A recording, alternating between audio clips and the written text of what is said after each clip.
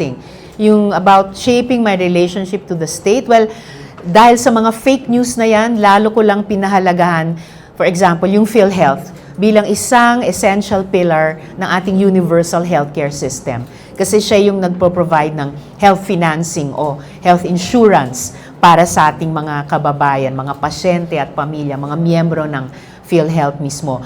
That fake news about me and PhilHealth has been debunked over and over and over again every year for the past many years. Sinabi mismo ng PhilHealth Finance, sinabi ng Commission on Audit, sinabi ng iba't ibang media fact-checkers na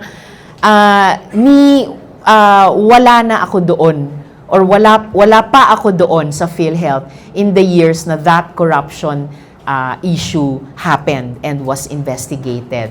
So how could I have been part of a graft and corruption issue when I wasn't even there yet when it happened?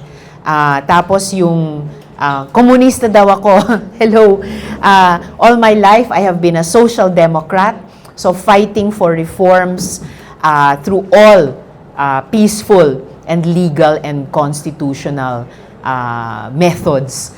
Add to that, ang late husband ko ay isang PMA graduate, nag-serve sa Philippine National Police until the time that he died. Yung kapatid ko, brother-in-law, ay mga PMA graduates din at nag-serve din. Yung isa sa Philippine Navy Marines at Presidential Security Group at yung isa sa PNP din. And that's plain for anyone na gustong malaman ang katotohanan tungkol sa akin. Very proud ako na kami sa majority, finally, na-elect namin si Senator Sherwin bilang Senate President namin. And I'm so relieved na dahil na halal na namin yung ulo ng aming institusyon, the Senate household is complete. Kaya with that leadership, led by Senator Sherwin, na isasaayos na namin yung aming mga trabaho. As for that, trend, sabi ko na nga nung tinanong ng Senate media, kung may mga kababayan tayo na natutuwa sa akin, natutuwa kay Senate President Sherwin, at dahil doon na ino-observe nila lalo at sinusuportahan lalo yung trabaho namin sa Senado at yung trabaho ng buong Senado. So, salamat kaayo. And I'm buntag sa mga winners. And I appreciate yung inyong pag-observe o pagsuporta sa Senado at sa aming, I think, importanteng trabaho. I think ang buong Senado and each of us na nanumpa na bilang senator judges, na-observe namin na natuloy yung pre-trial kahapon. So, na-stipulate yung mga documents, etc., etc.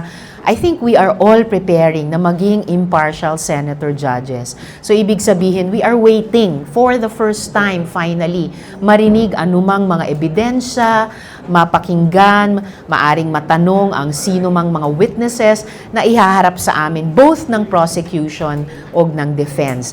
And when the time comes, we will decide, we will vote based on those evidence and witnesses. So, I think imposible na mag-decide na lang kami at the outset.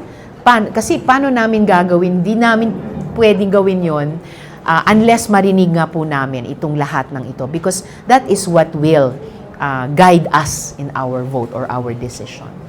I really want to reassure iyong mga kababayan o mga kauban diri sa Cebu City and all across the Visayas and the Philippines na yes, the senators and the whole Senate, kumbaga we are back in business, we are back to work, and gusto na naming i-put behind us, i-put behind all of us yung nakaraang higit isang buwan ng gulo, because we really want to focus again fully on our important work. At gusto namin maging bahagi ang Senado sa pagkakaroon ulit ng buong sambayanan natin ng pag-asa para sa ating kinabukasan, because the Senate, the Congress, government is working, no, with the private sector, with civil society, with every Filipino na magbuo naman tayo ng isang mas magandang kinabukasan para sa lahat ng Pilipino. Daghang salamat sa mga nag-express ng ganong confidence sa akin.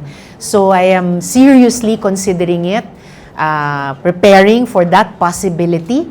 Kaya I think it is really necessary na magkaroon kami from our ranks ng strongest, best, most attractive and hopeful offer sa ating mga kababayan at mga kapwa-botante. And I'm looking forward to that moment na end of this year or at the very, very latest sana, first quarter next year, magkaisa kami sa aming ranks around whoever will emerge as the strongest contender. So magkaisa kami, there can be only one para may fighting chance. Then, laban na. Well, syempre yung mga indicators, for example, yung survey results of that strength, of that wide support mula sa ating mga kababayan o botante.